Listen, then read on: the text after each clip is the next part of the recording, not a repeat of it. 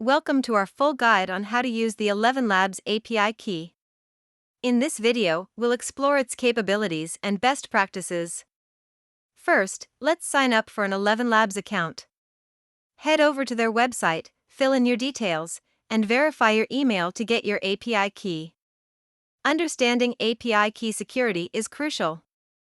Always keep your API key confidential and use environment variables for storage. Now let's dive into fetching data using your API key. We'll outline the process step by step.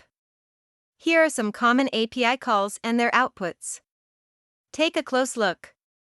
Next, let's integrate the Elevenlabs API with popular programming languages like Python and JavaScript. If you encounter issues, here are some common troubleshooting tips to help you out. Let's take a moment to explore some advanced features of the Elevenlabs API that can enhance your projects. To optimize your API usage, follow these best practices and manage your limits effectively. In conclusion, we've covered everything you need to get started with the Elevenlabs API.